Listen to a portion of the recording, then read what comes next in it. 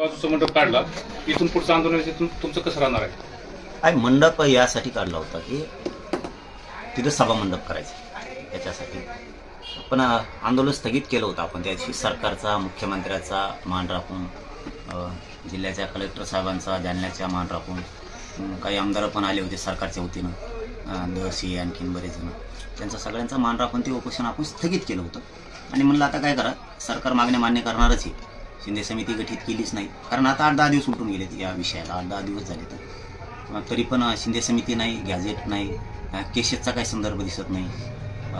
म्हणजे जे ठरलं होतं त्यानुसार काही बलिदान केलेल्या कुटुंबाचा विषय घेतला, राज्यातल्या केसेसचा विषय घेतला. तर मग ते मंडप आम्ही काढला होता की सभा मंडप होऊ द्या, काम होईल ते म्हणून. पण ते सरकारचा अंदाज दिसत नाही आहे तसं, म्हणून पुन्हा उभारणीचं काम आम्ही मंडपच्या सुरू केलं. तर आम्ही उद्या त्याला आपण प्रेस ठेवली, प्रेसमध्ये जाहीर करू आता पुढची भूमिका काय ते. कारण बरेचसे अंबडचे, जालन्याचे काही अधिकारीसुद्धा उतावळे झालेत वाटतं.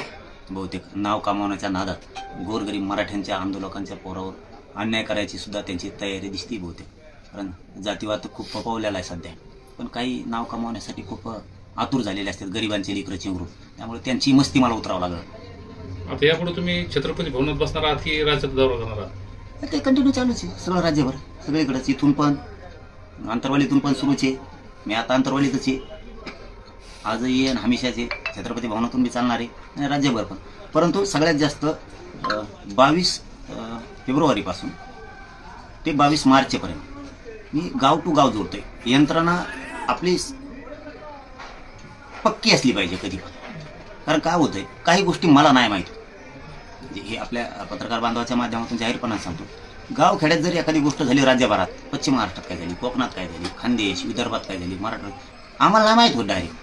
मग गोरगरिबाच्या आलेल्या अडचणी कशा सोडवायच्या, तर ते डायरेक्ट छत्रपती भवनाशी कनेक्ट करायच्यात आम्हाला. म्हणजे आमची भूमिका थेट गावात, गल्लीत माहीत झाली पाहिजे.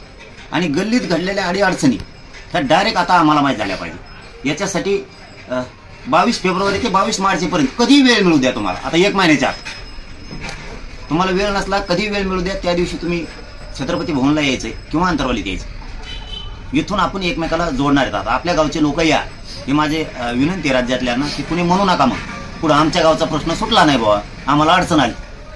कारण तुम्ही आले तर माहिती होणार, कारण सगळ्यात माझी ओळखी नाही, त्याच्यामुळे मला आता समोरासमोर सगळ्याची ओळखी करून घ्यायचं. एका दिवस काही बांधव फोन पण नव्हतं, कारण ते तरी किती उचलणार, एका दिवसात 2-4 हजार फोन येते. तुम्ही म्हटलं होतं की तुम्ही समोरची लढाई लढणार आहात. लढणारच आहे, समोरासमोरच चालू आहे. मी आता काय करतो तुम्ही नुसते बघत राहा. मला जे हलक्यात घेण्याचं काम केलं जातं, माझ्या समाजाला, मराठ्यांना सुद्धा हलक्यात घेण्याचं काम केलं जातं. ही सरकारची गोडचूक त्यांना एवढी भावणार आहे की तुम्ही फक्त पुढं बघत राहा. आता पुन्हा नव्या अंकाला सुरुवात झाली.